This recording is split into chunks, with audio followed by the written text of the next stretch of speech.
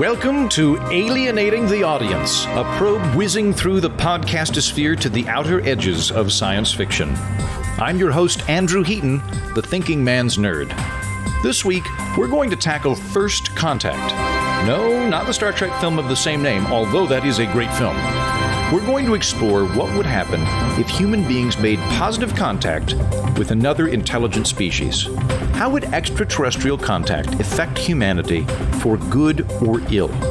And if we met a truly alien intelligence, not just humans with funny eyebrows and jumpsuits, what are the challenges we would face communicating with each other? And afterwards, Nick Sperduti and I will tell you about our recent trip performing comedy on the planet of the apes. Grab your universal translator because we are about to make first contact with awesome. My guest today, Peter Boghossian, he came on my other podcast to talk about his book, How to Have Impossible Conversations. He is a professor of philosophy at Portland State University, and I'm excited to talk to you about sci-fi. Well, I'm excited to talk about it. I'm a long time, very long. It's it's way beyond a hobby for me at this point. It's a complete obsession. Yeah. My parents banned me. I used to watch Lost in Space. They banned me from watching it. I used to watch it so much in repeats. And I've just been literally every single night of my life since I've been a child, I just watch science fiction. I mean, that's literally what I do constantly. Wait, every night? So you're consuming I've ever missed a night. Wow. So wait, so you're getting like 365 nights of sci-fi a year? Yeah. So originally, a long time ago, I set myself a goal of watching every single science fiction piece of film and television that had ever been created. Wow. And yeah, I don't think I achieved that because something happened. It was kind of explosion, but I think I'm fairly close to it at this point. Yeah, no, I think that I've mentioned this on the show before. I think that there's an inflection point maybe in the 80s or 90s where prior to that, if you watch films, it wasn't good to be a nerd. You didn't. And then at some point, like 2000, everybody's a nerd. Now, like oh, I'm a bread nerd. I like bread. And everybody right. I got into conversations with somebody a few years ago where I was flirting with a young lady. And I mentioned that I like science fiction. And she's like, I don't like science fiction. And I was like, well, what shows do you like watching on TV? And she's like, I really like Lost. And I was like, I feel like that's kind of in the same family as science fiction. It's just been given a manicure, but it's a little disappointing that the sci-fi website, changed it to SYFY or whatever. And there's a show, a channel Dust that's on my Roku box that has some kind of. So that when you exhaust the genre, you have to keep going to the more obscure things. So. And then sometimes I watch things twice or in rare occasions 3 times. For our purposes today, I wanted to talk to you about First Contact. Okay. Not specifically Star Trek : First Contact, although that does factor into it, but rather the concept of First Contact as it's portrayed in science fiction. Given that you are a walking bipedal sci-fi encyclopedia, this is great. My wife tells me never brag about that. So, okay.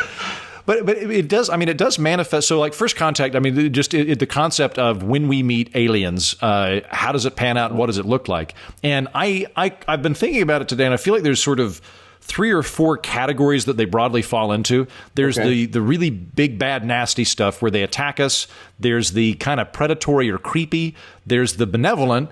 And there's the, I don't know what to call it, procedural, where like off camera, you mentioned a moment ago before we got on, Arrival, which I feel like is a really good First Contact film, both because that's explicitly what it's about, but also because it gets into just the complexities of if we actually met an alien civilization, how difficult it would be to communicate them the first time around, unless they'd spent, a year watching old I Love Lucy reruns and figured out our psychology and our language. Otherwise, we'd have to start from scratch. Yeah, so the 4 categories you gave, I would say the overwhelming majority of First Contact films fall into the first category. Right. Yeah. They're definitely more. They're definitely better for special effects. To see buildings exploding and the White House blowing up like a cinder box in Independence Day and that kind of thing. Yeah, are you familiar with Lawrence Krauss, the physicist? He wrote the physics of Star Trek and the Universe from Nothing, etc. I have heard of him. I've heard of the book, but I'm not familiar with him. Anyway, he was a friend of mine. We were just talking yesterday about something related, and I'm so unbelievably happy to be having this conversation with you. I have to kind of contain my joy and my I never have an opportunity to really talk about my one true passion. Mm-hmm. So I have a very, I have an opinion that is not popular. I do not, I think we're alone in the universe. Wow. What? Okay. Yeah, I do not buy into the Drake equation. Krauss is completely convinced that I'm wrong, and he's an actual physicist. But okay, this is a huge conversation. Let's take a step back. So it either is or is not possible to travel faster than light. Okay. Okay. All right. Makes sense. Krauss, Stenger, the late particle physicist Victor Stenger was a kind of a mentor to me, and others think that this was not possible. Mm-hmm. So if that's the case, then somebody on Twitter said, "What do you want to talk about? Fermi Paradox? Where is everybody? Why haven't we received signals, communications, von Neumann probes, any of that stuff?" The distances are so great that any first contact scenario, it is. I understand it's theatrical and it's a movie or a TV show, but it is absurd. The technological disparity would be so tremendous that there would be no fighting the aliens. There'd be no guns. Mm. So, Krauss was saying, what's the reason that they'd want to come here anyway? I mean, there's literally nothing we could give them unless it's Season 3, Episode 4 of Star Trek The Next Generation, Who Watches the Watchers, right? So if you're in that, you remember that episode? Which one's that? They were, I think, Mintaka 3 or something. They went down to the planet where they were the anthropologist shielding broke, and then they went down and they had to protect the anthropologist, and then they came up to the ship because there was a glitch, and it was the Picard, and the doors opened for him. Do you remember that? Yes. Okay. I think so. So unless it's some kind of an anthropological mission, I'll put out. I could see a couple of other scenarios as well, because I'm with you in terms of I can't foresee an economic situation that would warrant coming to another planet, because certainly not. If you're at the point where you can actually build a spaceship that goes in between star systems, it would be so much more economic for you just to stay in your star system and convert hydrogen or whatever than it would be. However, yeah, I'm going to throw something out to you. There was the Star Trek Voyager episode. I can't remember the one. It was such a disappointing show to me. When I want to make sure it was Voyager, was it Enterprise? I can remember. I'm ashamed of myself, but where they wanted to get paid in stories. So someone, I think it was Paris, someone downloaded their entire archive of stories and gave it to them, and it was like this. So maybe the economics that which they travel is, or I don't want to say pedal, but they're just really bored. Traffic. Yeah, I mean, maybe it's not something that we anthropomorphize, like money or resources or real estate or currency. Maybe it's something like storage or something else we can't even think of. But the technological disparity would be so great. I have no idea what we could give them. Right. Well, see, that's a good point. I hadn't thought about that. And actually, I will eventually get to a book on this podcast called The Economics of Star Trek. And one of the things that I think is central to that book, as I understand it, having not read it yet, is that in a post-scarcity economy, that's from First Contact. The post-scarcity economy, or just the economics of Star Trek? No, the line, the African-American woman, and they're on the ship. It's from First Contact. We've moved beyond money in our century. We do things for purpose. That's very good. Right. So, in the Star Trek universe, they're beyond. They have more or less infinite energy, and they can transmogrify resources. So they have material abundance. However, there would still be an economy of sorts in that. Picard, which will probably be out by the time we air this episode. Thursday night. Yeah. CBS All Access. Can't wait. Me too.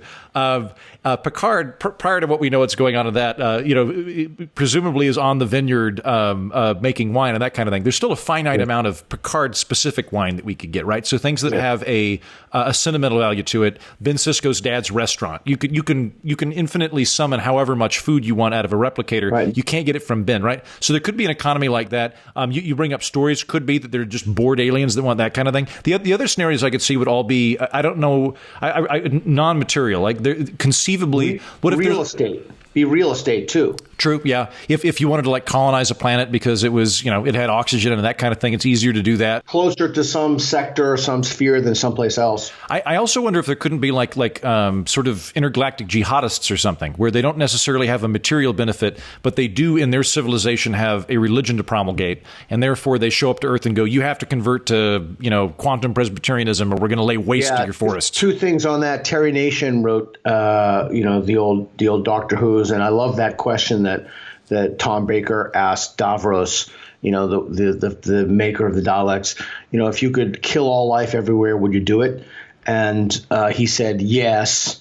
And then the look on Doctor Who's face was really wonderful. So it could be that they're just kind of genocidal maniacs, right, and they just want to extinguish all life. So that could be a cultural value that they have. I'll throw in one more. I could foresee when Julius Caesar was marching through Gaul. Yeah. I don't remember the exact quote, but someone makes fun of the local village king of the savage barbarians that he was talking to, and he turns around and goes, "I would rather be the king of this village than the second man in Rome." I could foresee a situation in which ego would be a driving force to where I am from a vastly more advanced civilization, but I would rather be king of Earth because I have some sort of sense of running my own planet than just being an accountant on this utopian world or something like that. Yeah. Okay. So I was initially thinking, like, would you want a world full of pets? Because at that level, planet full of dogs, yes, send me immediately. At that level of technological sophistication, I would imagine that you could create your own. So you ever play the game Civilization? Yes. In fact, I've had to suspend my playing of Civilization 4, my all-time favorite game, because it takes too much time. But I've spent a lot of time playing Civilization. Yes. Okay, good. So have I. Too much, way too much. It's actually interfered with my science fiction watching, so I had to stop. So you know how in all the civilizations there are tech trees? Right. And in order to get the higher techs, you need to go to the lower techs. Uh-huh. I am curious as to what you think about, would it be possible for a civilization to be spacefaring and never have developed the wheel? Or is there some kind of necessity in technological progress? I wonder if... I'm trying to think of scenarios in which that could conceivably happen. What if there were a planet in which there are creatures that are both intelligent and able to, they've got the digital dexterity to manipulate matter. However, the gravity is so light that they don't really need a wheel. Like they could just kind of knock stuff and it would like roll. Maybe something like that. So I don't know the answer to that question, but I will say, like, I was really disappointed when I watched Deep Space Nine and such, and the and Enterprise, when they go to the Delta Quadrant or whatever, and they're encountering species who are using forks and knives. I'm like, oh, come on. And the guy at Babylon 5 who played Londo Mollari, Peter something, I forget, he wrote a wonderful little book about encountering aliens, and I read it a while ago.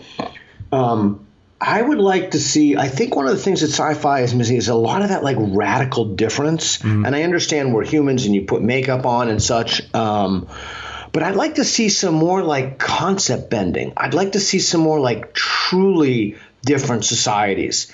And, so getting back to the whole first contact thing, it makes me wonder. So, okay, so we've just generated in this conversation a few reasons for why aliens could visit us or would visit us, and their technology would be so vastly superior to ours. One thing that was wonderful was District 9. You've seen that. Yeah. Film. And the thing that was so great about that was that the aliens, you got the impression they were like dumb. So you got the impression that maybe they were pets of like some species that died out, or there's no possible way they could have invented this. But I thought that was really clever. Mm-hmm. And I thought using that as a social metaphor for, Africans and blacks and white, I thought that was really interesting and so well done, so well acted and clever.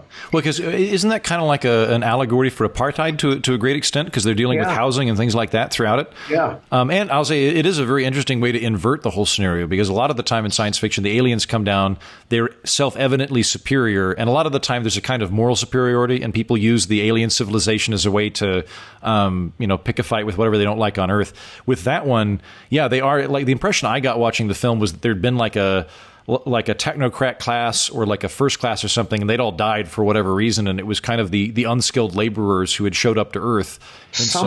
Yeah, we don't really know what happened or what it was, but I think it was clever. Now, so getting back to the other problem is language.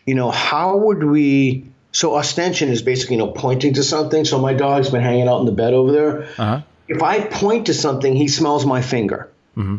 Right. So you can't assume, again, it's you can't anthropocentrize and say, well, we have this method of pointing or whatever. So you'd have to, like in Contact with Jodie Foster, you'd have to like tap things out, maybe tap out prime numbers. Mm-hmm. You'd have to have some way of figuring out communication with them. Right. So obviously, go ahead. Well, I was going to say, so two great examples of that. You mentioned Arrival, which is worth talking about in a moment, but I won't go too in depth on it. But there's a book by Isaac Asimov called The Gods Themselves, and this is one of the components of it, is that there's, through various means, contact is made with an alien world. We can just send stuff back and forth. We can't even, talk. We can send objects and things like that. So we could send like a book if we want, and vice versa. But there's literally no starting point. Like, at least with human languages, you can kind of figure out, okay, they appear to have like a Farsi language base. So let's look into that, and we can go from, everybody has kind of in the Western Hemisphere, in Australasia, everybody's got kind of like a root of like Potter for father and right. Mater for mother, and that. But you can't do that with an alien civilization. And at least if we were to go to an unexplored island in the world right now that somehow had a civilization that we didn't know, we could at least anthropomorphize, as you point out. We could nod, we could shake our head. That would probably work. We could point. One of the things I think is really cool about Arrival is that you show that really difficult process of just not just there's a language barrier, but they actually have a different cognitive model, so that you're having to think differently in order to communicate with them. Which they certainly would, because they'd be subject to different evolutionary pressures. Right. Obviously would. So you'd have to communicate in mathematics and images, and then there's the whole philosophical question about whether or not mathematics is a human construct, and 10 fingers, base 10, et cetera. So you'd have to, would you show them, assuming that they could see, which is maybe not a reasonable assumption, would you show them double helixes? Would you, I mean, this is it. So the other thing embedded in all this, I don't think that there's any such a thing as, first protocols. Like, what are the protocols of first contact? Mm-hmm. Well, there couldn't possibly be any protocols of first contact, because you couldn't even fathom the cognitive architecture of the creatures who are going to visit you. You couldn't fathom anything about them. Yeah. So to use the Kurzweil thing, they'd be like an earthworm trying to understand a symphony. Right. Yeah, that's assuming that there's some level of parity to where we're not just, comparatively ants intellectually. That we have the mental capacity necessary to understand sufficient data. We just don't have the communication tools to do it. Incredibly, the only thing I can think of is I'm assuming any civilization that comes to us has math. It would be I can't think of a scenario where you could design a rocket without having some understanding of math. So I'm thinking I would just unless it's one of two things, unless it's an inherited thing from another civilization. Okay, right. Or a conquest from another part of the island, like I'm thinking Haiti and Dominican Republic or whatever. But a nearby planet or something. And that again gets back to the civilizational tree model. Can you get to the advanced, immunology or something without mathematics? Or is there a necessity? Is technology necessarily linear? And the operative model in most shows, deep space shows, is that it's yes. And I'm not sure that's true. I mean, it may be true, but it would certainly be interesting to show civilizations that didn't develop some things, that developed things so utterly foreign to us that we couldn't even conceive of it. Yeah, like I'm thinking now, let's imagine that a ship lands and a bunch of things that look like stumps come out, and they communicate entirely through smell. It would take us a while to figure that out. Because we're coming up and like talking and then clapping. We realize there's no sense of sound. Right. And then we're like, waving our arms and stuff. There's no sense of vision. And then it would take me a really long time before I was like, okay, now we got to experiment with like, let's hold a jar of mayonnaise in front of it. Hopefully that won't start intergalactic war. Let's see if we hold a lemon. Yeah, and that's like it'd be funny when it like, oh, there's one smell is like, fuck you, war. That's It's like everybody knows that lilacs are the middle finger of the galaxy. Yes. Don't show aliens lilacs. That's the Babylon 5 thing when they first met the Minbari, when they approach with the gun ports open. But just because you have a certain cultural, it's not even a cultural thing. You just can't make assumptions. You can't make this assumption or this assumption or this assumption. So this idea that there's kind of a book of first protocols, I don't think so. I don't think. We tried that with the Voyager probes of putting the naked man and the naked woman with their arms out, et cetera. Right. I'm not sure what would happen in those first contact scenarios. But one thing is for sure is the idea of fighting them back with ray gun, right. That's just utterly preposterous. Yeah, in the likelihood that aliens touch down in a spaceship on Earth, it would be I don't know what comparable to like. A nuclear submarine showing up to like a 12th century fishing village or something like that. Right. Like it would just not be probably more than that even. Right. Yeah. The sheer amount of technology to get there. I assume you saw Ender's Game then. If you've watched.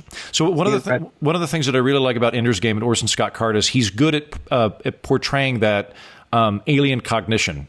So in the series that he writes, and I believe this is in the film as well, the part of the reason that there's a fight between the aliens and the humans is that the aliens have a species in which there's really only one actual creature, and that's the queen. Like queens are the only sentient beings, and all of the other ones are drones. And so like they can sacrifice any amount of drones, and it's just it's like shedding skin particles. It doesn't mean anything. Whereas for us, if you blow up a ship with a bunch of people on it, those were all individual sentient creatures. So the aliens don't realize that they're doing it half the time. And there could be scenarios like that where there are just completely different.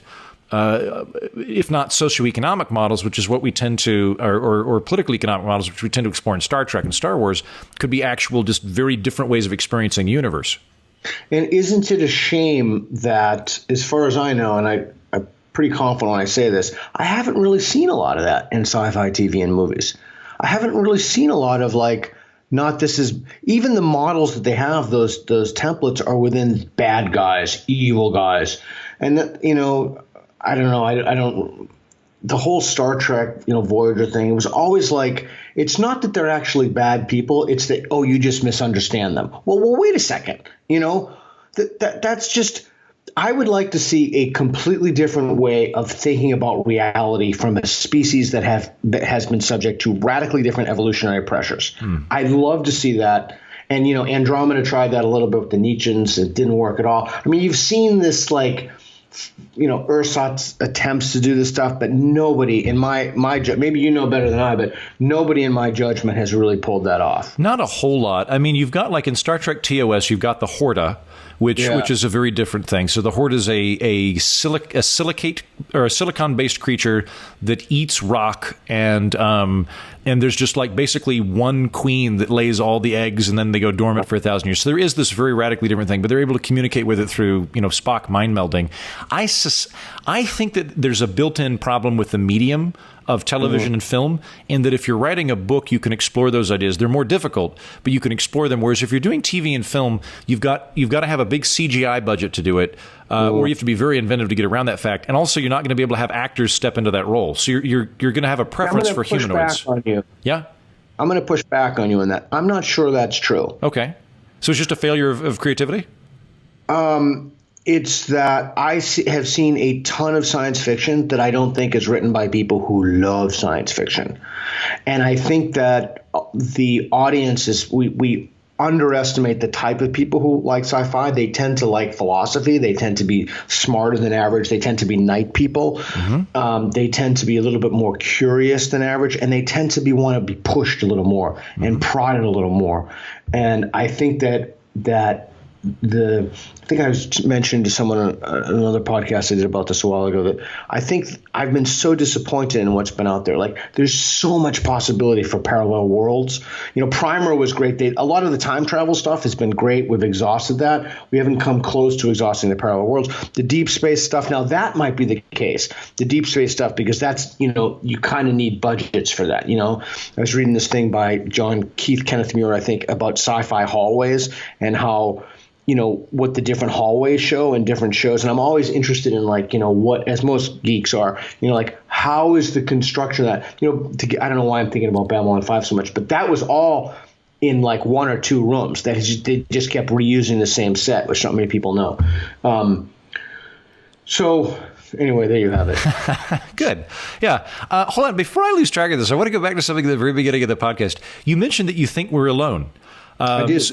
I understand saying that there's such it would be so insurmountable technologically to get to Earth, or so to have both that level of technology and the incentive structure to do it is very unlikely. I understand that. How do you get to the point where you don't think there's any other life in the galaxy?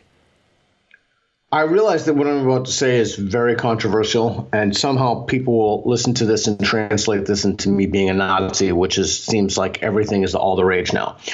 So with that said, the Drake equation. Right. And for people unfamiliar with the Drake equation, it's I won't go through entirely, but basically the amount of other civilizations in the galaxy with whom we could communicate is a function of the amount of stars that have planets times the fraction of those that have life times the fraction of those that have intelligent life. And you add all those factors. And when you multiply all the fractions by fractions, that winds up being of planet or of star systems. You end up getting that number. Since we don't actually know the amount of planets that have life, we can't do anything with the equation. It's just a thought experiment. Yeah, and even at the most conservative estimate, it's like some crazy number, like trillions. I mean, some unbelievable crazy number. So there are only two possibilities. One, here's the base belief, and I'll give you two possibilities. My base belief, my friend said to me, there's been a Darwin of biology, but no Darwin of cosmology. I think that the current models that we have now there's something fundamentally flawed in our understanding of those models. And the reason that I say that is because even, again, using the Drake equation against itself, even at the most conservative estimates, we would have seen something. Now, I had a long discussion with Krauss about this. He completely disagrees with me. We would have seen, von Neumann probes that I mentioned before, probes that, take matter, and I wrote about that in my first book, and self-perpetuate or go out. Oh, there was a wonderful Swedish science fiction film that came out last year that you have to see. We'll talk about that in a second.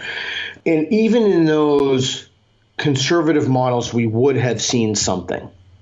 We would have gotten something. Now, why haven't we? So I'll push back a little bit because you're alluding to the Fermi Paradox, which is a great concept. And actually we've done on my other show, I did an episode on the Fermi Paradox. I might bring it over to this podcast because it's germane to our topic. The Fermi Paradox, in a nutshell, is if we know there's a ton of obviously, millions of stars in our galaxy. The ones towards the core are older than us. If any fraction of those have planets, and if any fraction of those planets have intelligent life, we can reasonably infer that civilizations towards the core are much, much, much older and much, much more advanced. So if there are civilizations, why haven't they made contact with us? And there's all sorts of different ways that we could come up with. The great filter is the best one. Yeah, and most of them are pessimistic. But like one that I'll throw out is just, what if they've already come by 2 or 3 times? I mean, our planet's been around, like 700 million years or something? We've been around 200,000 years. Maybe they've been by 5 times and humans weren't around. Let me throw something out. Again, that gets back to our earlier discussion of why would they throw around.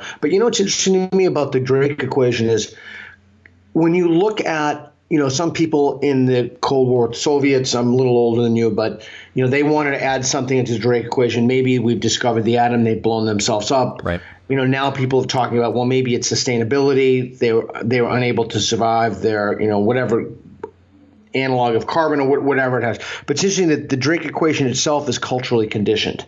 Unpack that for me. What do you mean? Well, the Drake equation, it's so like, again, the Soviets and what is culturally resonant in the day will wind up in the Drake equation. Right. Okay.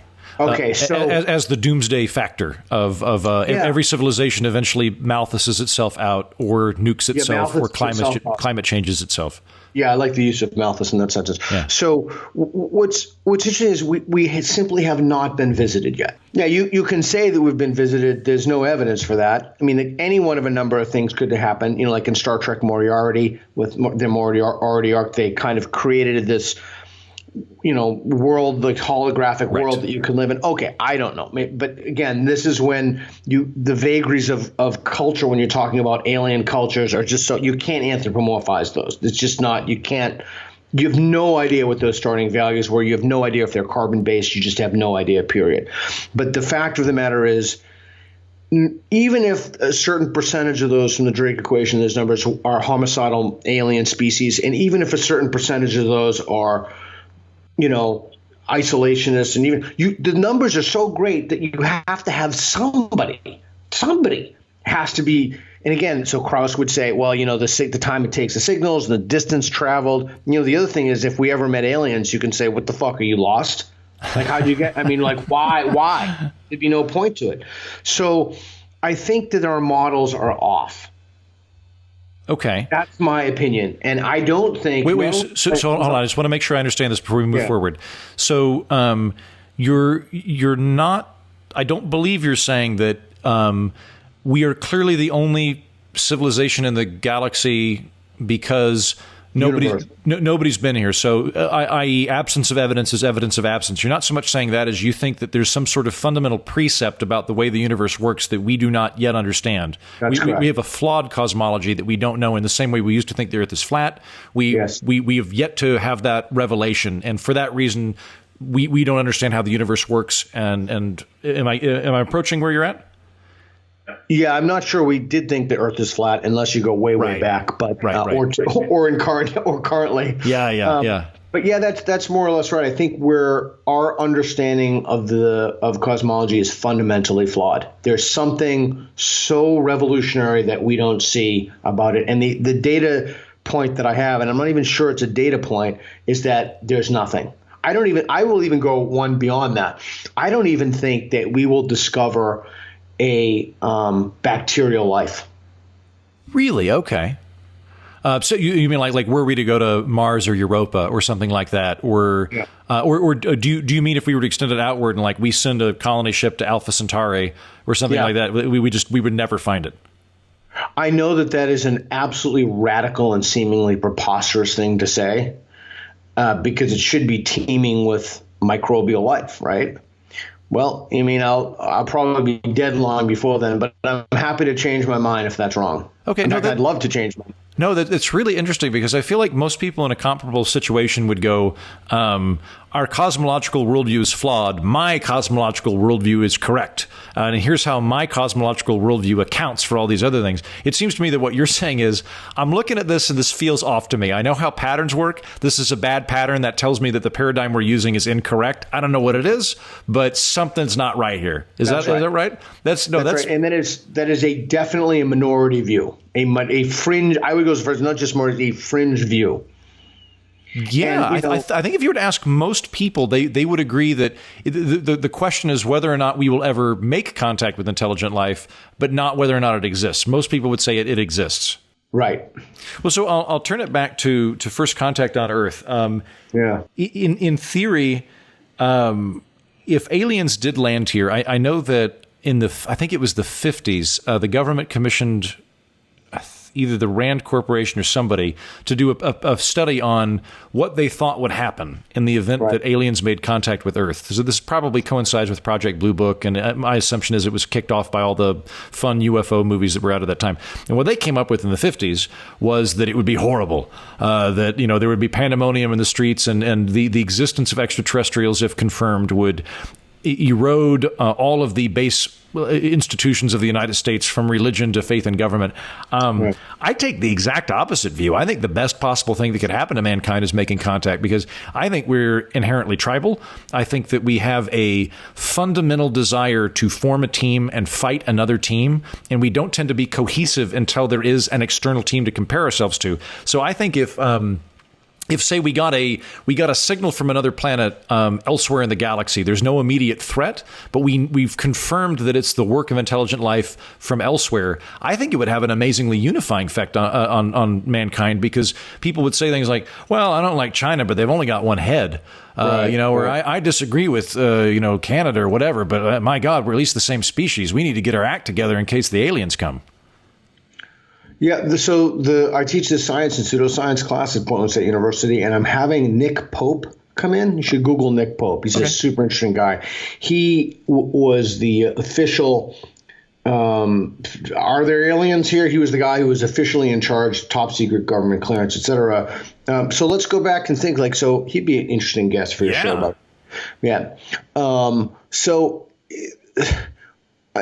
I guess you mentioned Independence Day. At least I thought you did, or maybe I just mentioned it. If not, it bundles well with War of the Worlds.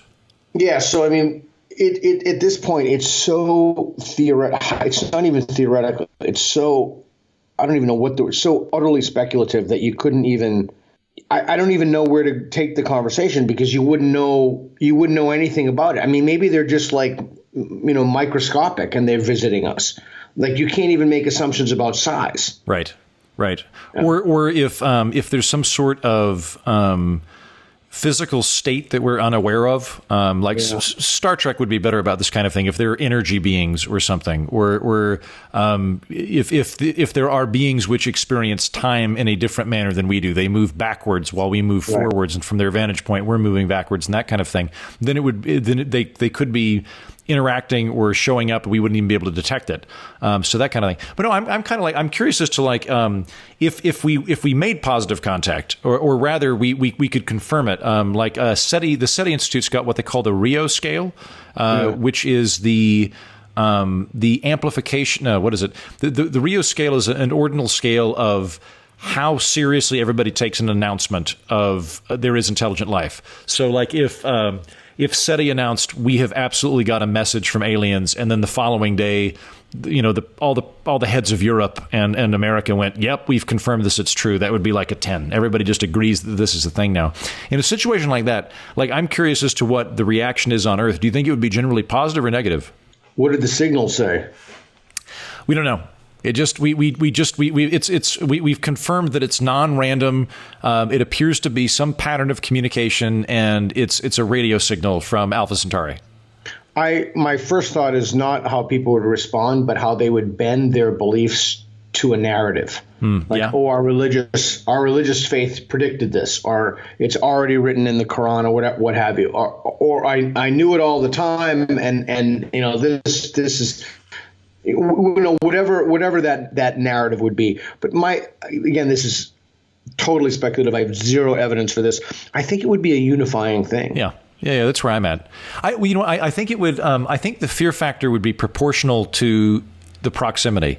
So let's say that a ship just hovers above Washington, D.C. I think people would freak out. Yeah. If a ship were even in the solar system, it would freak out, because there's a physical immediacy to it. However, if it were just there is a distant planet that has communicated with us, or rather we've picked up on their communication, I think that would be less frightening to people, because it doesn't imply that there's necessarily going to be any type of physical contact. And I think that would very much have I think either way it would have a unifying effect, but I think the further one wouldn't have the fear. One of the best things, the best messages that you could get would be, "We're coming for you." In terms of a good plot device, or good for mankind? No, good for mankind. If we got a message that said we're coming from you, and we could somehow confirm that it was coming from who knows where it's coming from, I think it would be the best thing that ever happened to us. Yeah, I do too. I do think you'd see a spike in military spending. I think that you'd have a lot of that. You would see. You could also get draconian measures in martial law, et cetera. But I think that would be really interesting to see what happened as a result of that. I agree with you, though. Like, let's say that there was, "We're coming for you" was sent and verified by all the heads of state of the planet, all the heads of government. I think you would see a lot more intergovernmental cooperation as a result of that. I think so. You'd see less intersectionality, less dividing people down into, stages, heterosexual, homosexual, trans issues. You would see a unifying threat, a kind of a superordinate identity. We would all come together around something. So, yeah. Certainly. But yet I still hope that that's not the message we first receive. Hopefully the message would be something like, hello, we're your galactic neighbors. We're going to beam you instructions on how to learn an orgasm that cures cancer. Something like that. Where we're like, hey, thanks. It's kind of like the Kurt Vonnegut story where, there's no faster than light travel and they want to get a message to the other side of the universe, to the other species, or it's something innocuous like, hi there. Right. Yeah. So those things are so speculative. I don't know the answers to that, but isn't that kind of the contact scenario? Because with Jodie Foster that you mentioned earlier, so with Arrival, they go to great lengths to, on both sides, the aliens and the humans go to great lengths to try and understand each other, and there is a problem solving type thing. We're eventually going to help them. They're going to help us in the meantime. With Contact, I feel like Contact, there's like a galactic procedure where they basically just say you're not alone, you exist, or amongst other species, and then they just kind of let you percolate for 1,000 years and deal with it. That was the whole thing with the warp drive. Like when you develop a warp drive, Zeph from Cochrane, you've become part of this interstellar community, right? Mm-hmm. And so, but again, I think those are interesting plot devices, but I have no way to know, obviously. I don't even trust my own intuition as to whether or not they're realistic. Yeah. I went through various scenarios of if aliens were going to come down and they were beneficial or they were trying to be beneficial, what they would do. Like I could foresee a situation where, let's say aliens are observing us and they are benign. They intervene to stop nuclear war or something like that. Like they show up and just they're shooting nukes out of the sky. I could see them coming down like anthropologists and just handing out cures for diseases. But then there's kind of like a weird anthropologists would like physicians. Physicians, yeah. Sorry, actually, I'm jumping the shark because I want to talk about the Prime Directive in a moment and okay. whether. Before you do that, can I just pause and linger on that? Yeah. So they come down, and it's interesting that like the go-to for people is they'll stop nuclear war. Mm-hmm. But I don't think that is an immediate species-threatening event at this time. Maybe loose nukes, but that's not even a species-threatening event. I would say, how would you know that you couldn't communicate with them, whatever? How would you know that they were benevolent? Well, they had some kind of device that instantly cleaned plastic out of the water. Nice. That'd be good. They took some carbon out of the air, but not too much to freak us out. And they had some carbon sink. There was something like, whatever, they gave us. And again, I'm thinking that they communicate in mathematics. They gave us the solution to Goldbach's conjecture, or they gave us some kind of a mathematical solution that we could look at, or that they. But I was thinking that the number one thing, if I were the alien advisor and I could speak to them, be like, look, nobody's going to argue with you taking plastic out of the ocean. Right. Take plastic out of the ocean. Like, everybody will know you're not everybody, but that's to use a term, a good faith gesture. Right. That's a good PR move of your right. Coming in peace. Right. Do you like a couple of the scenarios I've read about or questions are if because again, I think the nature in which they communicate would have very different reactions. It's different getting a radio signal versus finding an artifact, like if just like an unmanned ship like crashed on the moon or something, or alternately, like if they the gangplank descends and they walk out and go, hello, take us to your leader, right? So they're very different things. The day the Earth stood still, right? Which is a very benign scenario, right? Where doesn't the protagonist come down explicitly to give us cures for diseases and things, and then I think we shoot him in that one. Yeah, spoiler I alert. That. There's some good old sci-fi stuff, to serve man, but right. To serve man on a plate to eat man. Something. Yeah, anyway. Right. I'd put that at the kind of creepy predatory thing. It's like I don't know that you'd call Fire in the Sky science fiction because I think it's meant to be based on a true story. It's about alien abductions and things, but it's that kind of like the aliens are here for nefarious purposes. We don't quite know what they are, but we know that they're not good actors. But if it's a benign scenario, like there's a question of does does the interaction with aliens then turn into a like cargo cult type thing where we immediately want to emulate whatever culture they have and abandon our own, or is it more like a Copernican revolution or Darwinian revolution, where it's not so much that our culture alters, but there's a technological cascade effect? I don't know. Yeah, I don't know either. I would want to know, like, how did you get here? How long did it take you to get here? What is your religion? Do you have religion? How did you overthrow God concepts? Like, I would want to know. And anyway, so, the other thing about this, I think if there is a realistic scenario, it won't be that we're contacted by organic life. It will be that we're contacted by the AI, I don't know what the word, progeny of whatever organic, or not even, it doesn't have to be carbon based, would be contacted by some kind of AI that was created. That's the most, I don't even know if it's the most likely scenario, but that's something I could envision more easily than another scenario. Yeah. And then figuring out that method of communication would be fascinating to me. Like, how would we actually go about that? And I think it would have to be math. It would have to be images. But like you said, the tree stumps and smelling, then that whole thing would be off the table. Then you'd have to use some other, or try to use something else. But I mean, these are extraordinarily interesting questions. And there's a book, Cognitive Disability and Its Challenge to Moral Philosophy. There's an interesting piece in there about if these people come down, or these beings, these creatures kind of come down and start eating us, it's maybe like Lex, maybe like the food supply when they go and they eat Holland.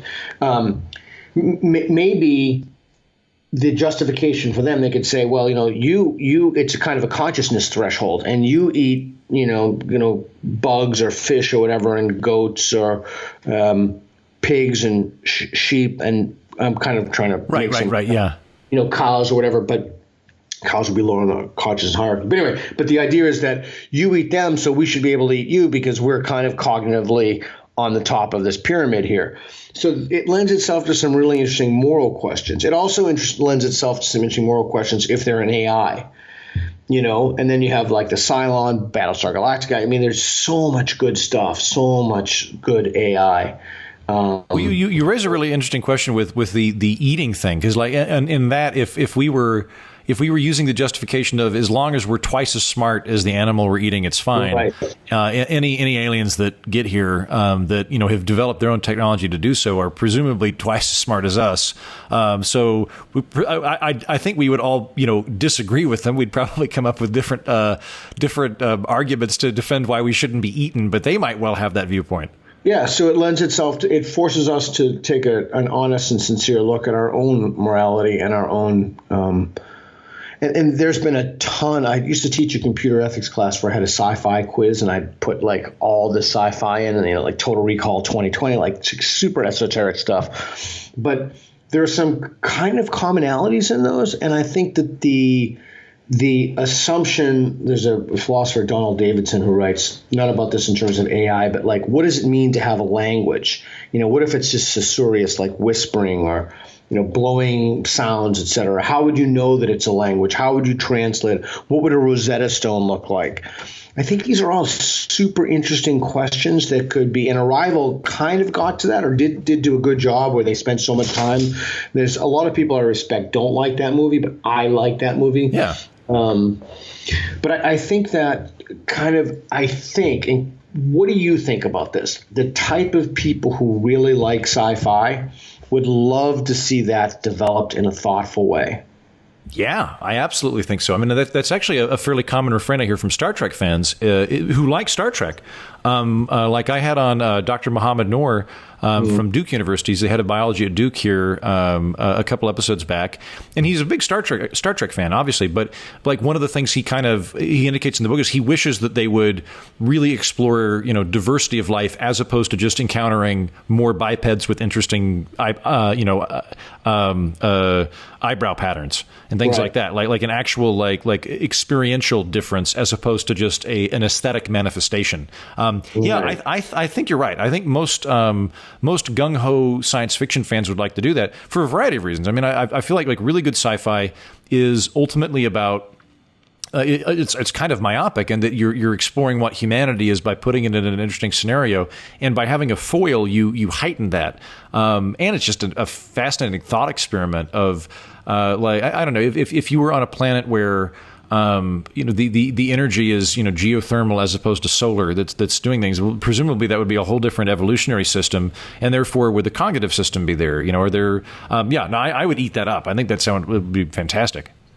Yeah, and the other thing is I am a big fan of the low budget sci-fi too, and that the thing would be I do think I'm right about this. I think if you were to write a really thoughtful, imaginative script, and they try to do that. You mentioned Stargate Atlantis. They try to do kind of like the offshoots to that, but I think that was a failure for it's kind of devolved into silliness at many points. But I think if you were to develop a low budget sci-fi show that was philosophical, somewhat profound, that really engaged people about things and kind of push them to what they're comfortable with, like the meat eating question or what have you, or here's an intelligence, or here's a first contact scenario, I think people would love that. Yeah, I agree.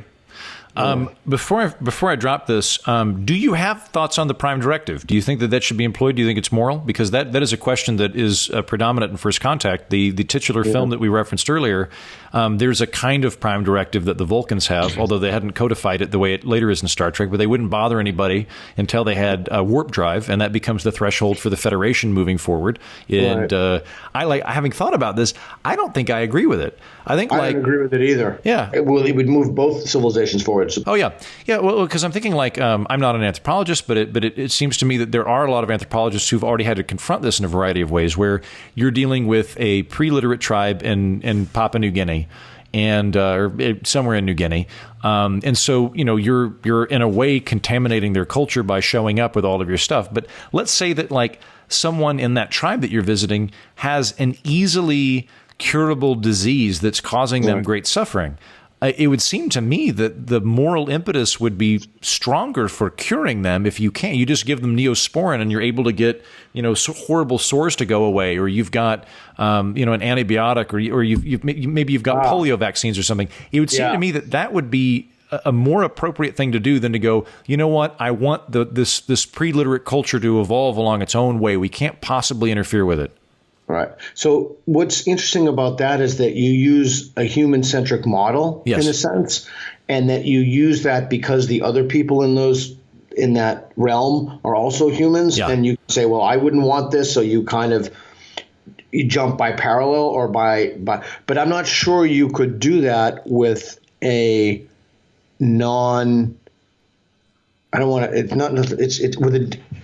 other sentience oriented or something, or other consciousness oriented. Maybe the possibility, but even this is human centric or trapped in a way of thinking, is you could give people somehow, if you could work out a Rosetta Stone for language, you could give them, and that's another whole show you could do about different ways that they've had universal translators. Farscape had the thing in your mouth, and like different things we could talk about. Babelfish and Douglas Adams, yeah, that's a whole podcast right there. But the idea is that maybe somehow you could give them the choice. But maybe the concept of choice itself is, we value that somewhat human centric. So you would really have to substantively rethink we'd have to rethink. I don't know if this is true or not. Maybe the more I think about it, it's actually not true. I was going to say we'd have to rethink our system of morality, but I actually don't think that's true. Well, no, I follow your point here, because you're absolutely right. I am thinking in terms of other humans, because it's fair game. We're all the same species, so it's not like I have to apply like crazy out of the box thinking in my Neosporin or smallpox vaccine scenario. But I can conceive of a situation where, say, there is a species that through some combination of evolutionary pressure and social constructs, every single member of this species, if you were to poll them separately, would prefer an undiluted culture or an unexposed culture than they would having individuals biologically saved. Maybe for another species, not for us, but for another species, the shock of encountering an alien species would be seismically different. The way that their nervous systems are made, it would actually be so debilitating for them that it would be better not to interfere with them. Yeah, that's the problem, that you're talking about something that's so other. How do you make rules for that? The only thing I can think of is just, really sit and observe their sitcoms for a few centuries and try and figure it out. A lot of shows have been made about that, about aliens, picking up our broadcasts. And, like you mentioned before with Tim Allen. Galaxy Quest. Yeah, Galaxy Quest. So that idea has been out there. That's been kind of interesting. It's been percolating in sci-fi consciousness for a while. But I think that maybe one of the deliverables that I've gotten from thinking about this is that one, these things I don't really see a thoughtful treatment of these topics in sci-fi. Two, that there really is no rule book that you could make for first contact. But the first order of business would seem to me to kind of figure out what the language would be, to have a Rosetta Stone and then communicate through mathematics and possibly pictures, but that might not even suffice. I'm not sure the idea of choice necessarily works. I'm not sure. There are just so many unknowns. There's the Rumsfeld's unknown unknowns. Right. The whole thing is an unknown unknown. Right. Yeah. Well, so before we wrap up, I'll just I'll pick your brain on things that we might check out that are pertinent to this. So, of the many films and TV shows you've seen, what is your favorite example of the big bad aliens coming to kick ass and steal stuff? Like what just popped into my head was Independence Day. I know there's all sorts of flack that it gets, but I feel like that, for me anyway, that's the prototypical aliens coming and taking our stuff and we got to fight them film. Yeah, the thing I liked about that film was, it wasn't like a ship. It was this huge, occupying the landscape. I just saw a film, Aniara. It's a Swedish film. I would highly recommend this film. Okay. This is one of the best films I've seen in a long time. This is what happens when you've exhausted everything. You have to keep going foreign. You got to go Swedish. You got to slum it with the Scandinavians. I don't want to tell you too much about it, obviously, but it was an incredibly thoughtful, well-done film. A little dark, but after you watch it, I'd love to hear from you. I have a buddy of mine who's a priest, and I recommended it to him. I'd love to get your feedback, not for a podcast. I'd love to hear what you think about it. I think it's one of the most underrated films that I've seen in decades. Sure. Is it? Can I get it on iTunes or Netflix? Yeah, one of those. You can get it on one of those. I will absolutely check it out. But that's not answering your question directly. I don't know what to say to that. I don't know what to say. Like, what would be film? I don't know. Yeah. What about, okay, so we talked about benevolent stuff a minute ago. You brought up the day the Earth stood still. I'm actually having trouble thinking of other benevolent aliens in sci-fi. Like, they seem to be like the rarest of forms where they just come down and just openly altruistic. That does not seem to be a concept we frequently explore. Yeah, I guess because there's no plot tension there, right? Right. Yeah. And then you think it usually turns out, you think they're good and then they turn out to be bad or something. But or it's a guilt trip where they are good and we think they're bad and we kill them and then we feel bad about it.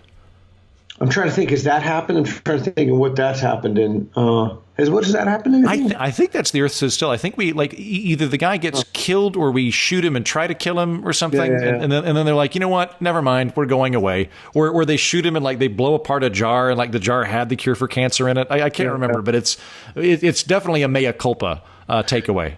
Yeah, it's interesting. In all those, when they learn the language, there are so many cultural assumptions built into that. When you can speak a language, we're into Chinese. My son speaks Chinese. My daughter's from China.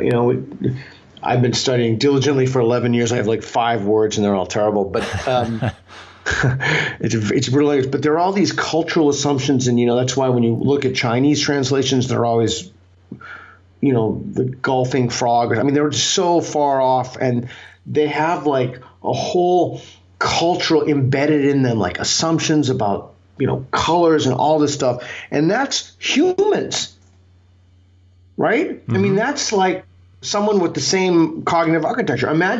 You can't even imagine alien stuff. So I don't know. The more I think about it, the more I think that it is truly, in the truest sense of the word, alien.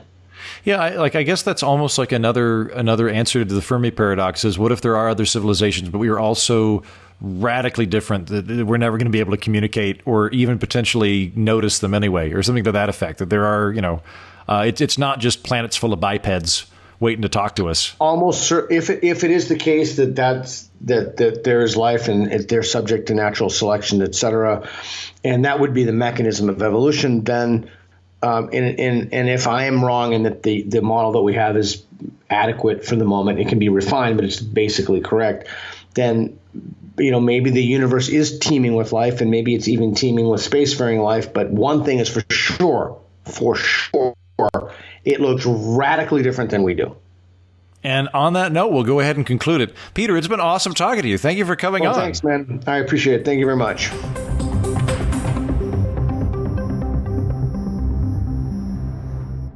Hello, Heaton here. Hey, so I need your help to figure something out. I love making this podcast. I am so freaking excited about every episode. And at some point, I'm going to monetize it. Most likely through Patreon. But there's a catch. If you launch something on Patreon and there's not an initial showing, it sort of permanently anchors the show to that low number because it looks like the sad kid table in the lunchroom. Whereas if there's a strong turnout in the first few days, the launch is successful and it has an energy that keeps it going. For example, when I launched my other podcast, The Political Orphanage, on Patreon, people were really excited and together pledged $700 within the first couple of days. It was amazing. But I know other people who launch something on Patreon before it's ready, and because it's not big enough yet, they blow their shot and it just wallows there. I love the show. The last thing I want to do is try to monetize it too early and permanently hinder it.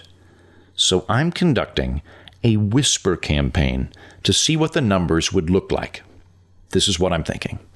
If you like alienating the audience and you want even more of it, we would make a regular bonus episode exclusively available for supporters on Patreon.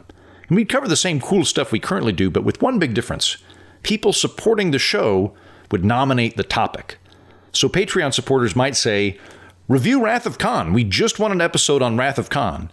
Or do an episode of Stargate. Or maybe there's a book you'd like us to review, and we'd form a community book club where I'd talk to a guest about that book, but we'd have Discord running at the same time so that there's a commentary. In any event, bonus content you all are involved with. That's what I'm thinking. Here's where you can help. All I need to know right now is if that sounds appealing to you. If we launched a Patreon campaign, would you get in on it? That'll help me figure out, do I need to focus my effort on building out the broader audience and getting more listeners? Or should I focus on making more content for the hardcore listeners already here? That's what I'm trying to figure out. I'm going to post a link to a Google form in the show description. You can get to the same form if you go to mightyheaton.com/secretalien. That's mightyheaton.com/secretalien. It's very simple. It's just, if we launch a Patreon campaign, would you get in on it? And do you like the bonus episode club idea? Just 2 questions, but it would really help me out. Okay, thanks.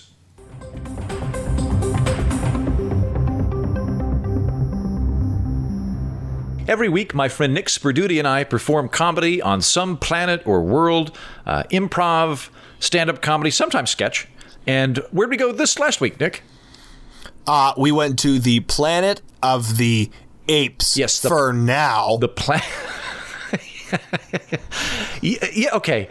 Yes, you're right. You want to just get into it? You want to get right into it? Yeah. Okay. Let's get into it then. Let's get into it. First of all, even if humans win and become the ascendant species on the planet, guess what? Humans are apes. So linguistically, it's going to stay Planet of the Apes unless you want to go back and start a dolphin revolution. Humans were apes. Okay? That's how I feel about it. And here's my thing. Listen, I'm all for apes having their way. But it was very obviously and needlessly, may I add, anti-human. And that's just not where I just stand against that. I'm very anti. You know me. Yeah. I say everybody lives and everybody deserves to live in a righteous society where we care about each other and everything. And I was very, very emphatic about that the whole time we were there. Okay, yeah, there are some problems on the Planet of the Apes. I'll be the first to concede that. I'll be the first to concede there's definitely some problems. There's a lot of anti-human bigotry there that I don't approve of. Big time. I'm not okay, but it seems to me the relevant question here is, do we, try and build a prosperous, equitable system that's species blind and helps everybody, or do we just have a bloody revolution and replace one dominant species with another violent dominant species? I think We start a revolution. I agree. And that's what I did when we were there. Yes, you did. I started a revolution. Started a revolution for the humans on Planet of the Apes. Well done. All right, well, hold on. Before we... Okay, we'll come back to that in a minute because it becomes very relevant because we didn't actually get to finish our set. We were going to do improv in the capital Ape City. And we got invited, which was flattering.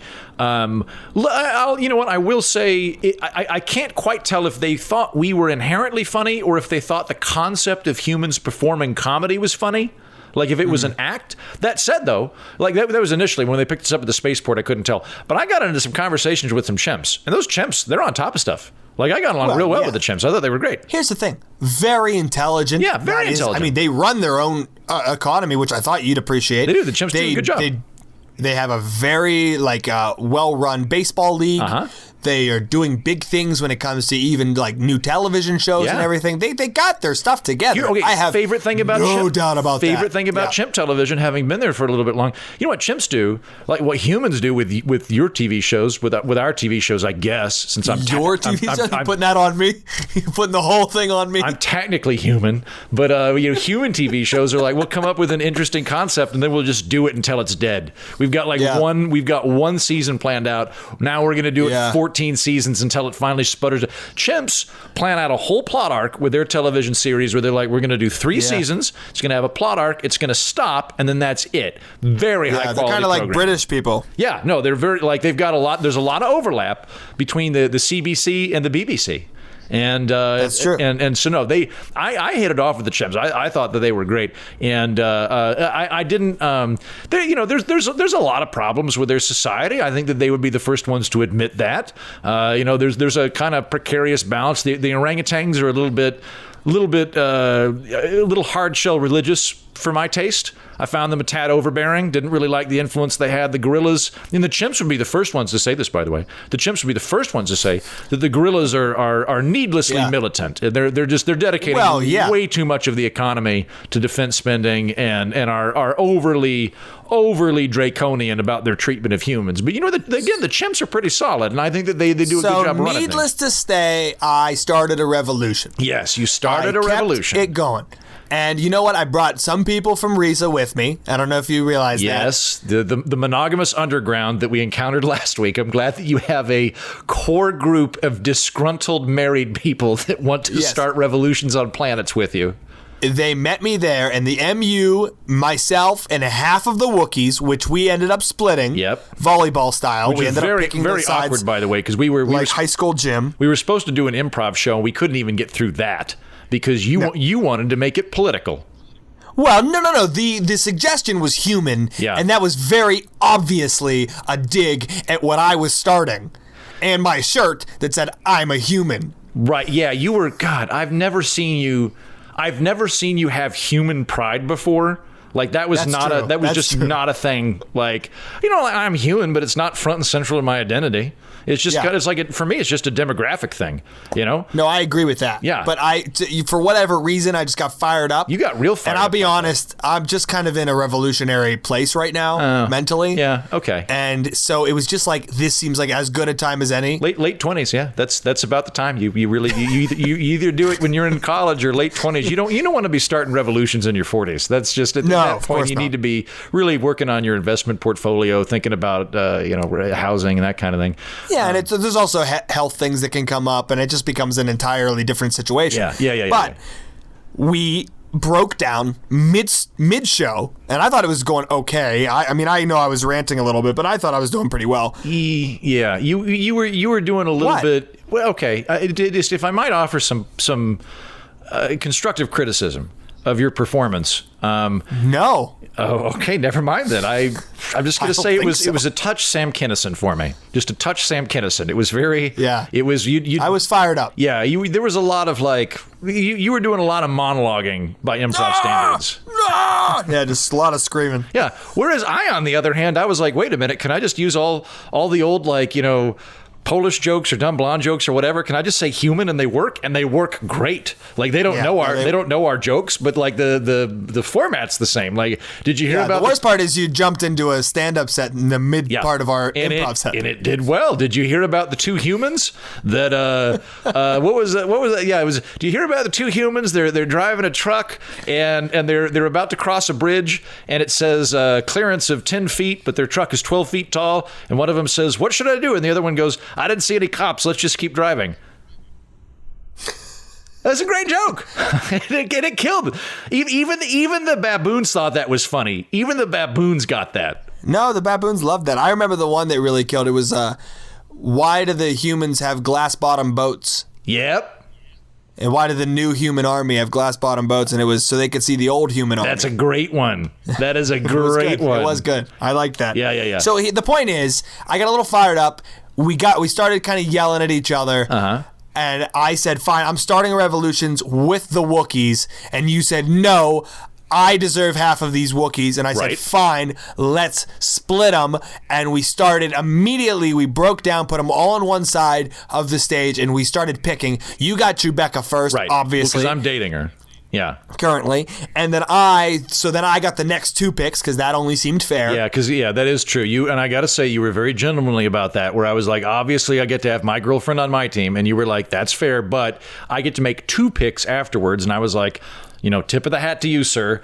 And you made good picks. Classic drafting style. Yeah, and I chose Tarful. Uh-huh. And Sprankles, who is the largest of the Wookiees. Yeah, he's terrifying. And the scariest. Yeah, Sprankles is terrifying. He's a lot of positive qualities, but also very big and very angry.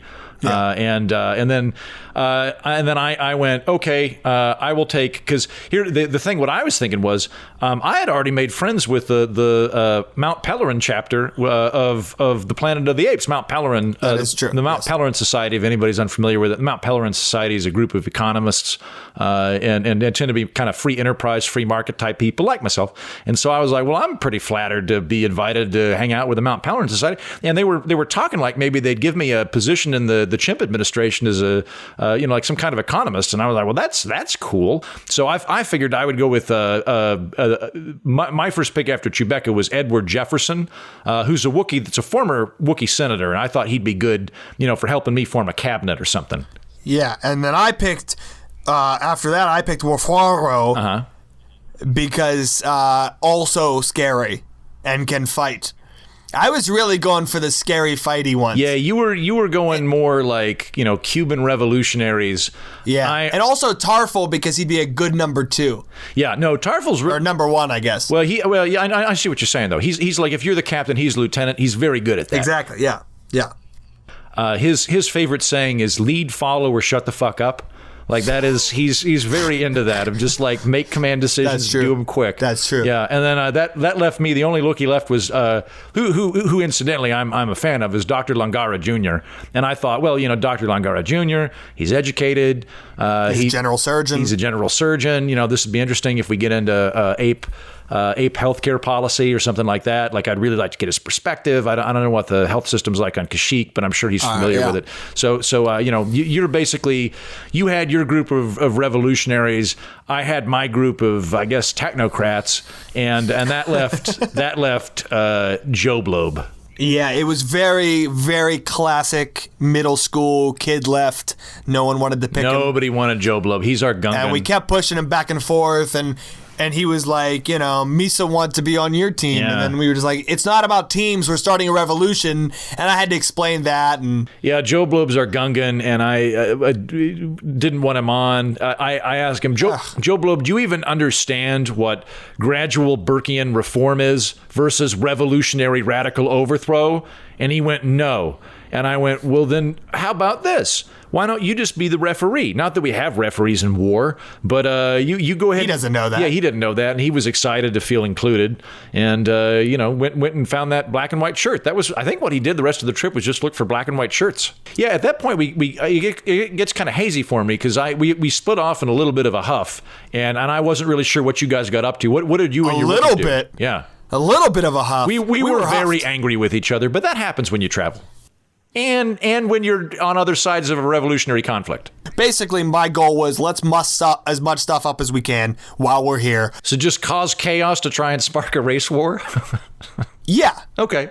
We started making weapons immediately. I mean, as soon as we left. In fact, a lot of us just grabbed chairs, started breaking pieces off of the chairs on the way out of the place. And then we just started looting. We started looting and rioting as much as we could right through the town square. And we broke a lot of crap. And we were marching our way towards the Capitol. Yeah. So that we could really kind of have everybody lay it down. Bust some heads.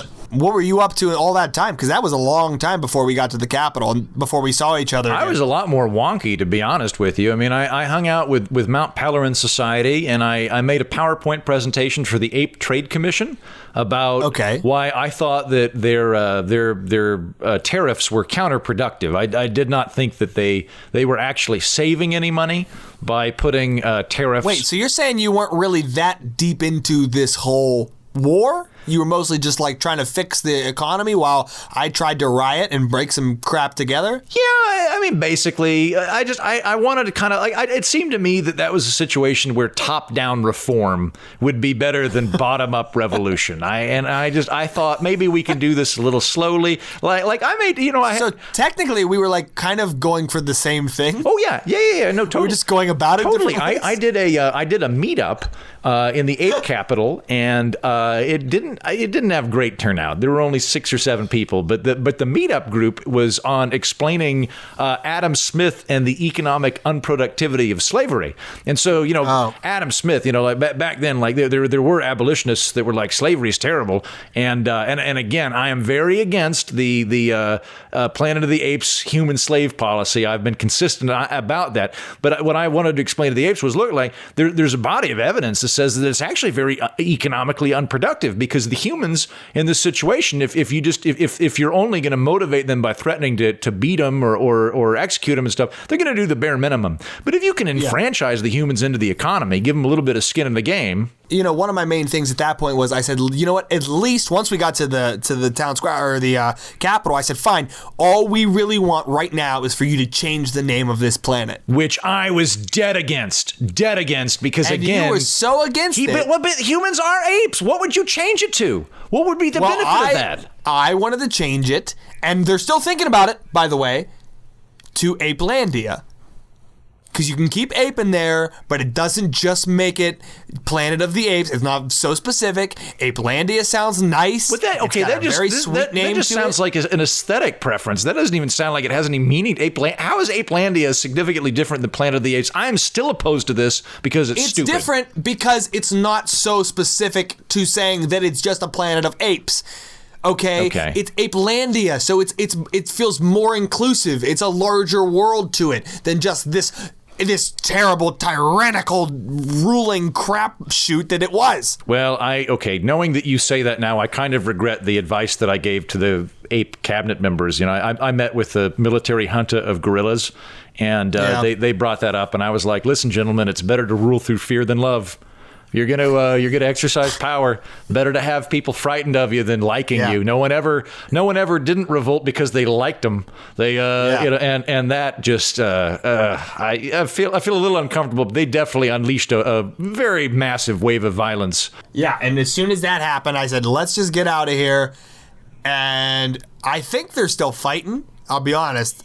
I got the Wookiees out of there, and Joe Blob was Joe Blob. He was already on the ship. So, well, actually, so Joe Blob as referee has been keeping stats as best he can on the death toll, and it's pretty high. It's in the millions. Oh God! It's, there's quite a lot of bloodshed going on at the Planet of the Apes right now. So, at the same time, though, the important thing, Nick, is that we got into a spat. But our friendship survived, and dare I say, is stronger for it. You know what? I agree. Okay, well, great. So Planet of the Apes. Let's see. I'm going to give it. I'll give it a 7. I had a really good time. I thought the apes had a. Yeah. Oh, good. I'm glad to hear that. Yeah, I thought the apes had a good sense of humor. I would go back. I would love to finish that improv show at some point. I'd love to go back and finish our revolution. So. Yeah, I suppose you would, and I had a good time. I'm giving it a 7. I'm in.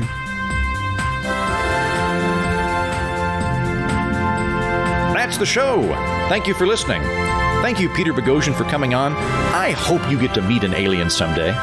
Thanks, Nick Sperduti, for your traveling companionship to the planet of the apes. We'll see you next week. Until then, tally-ho!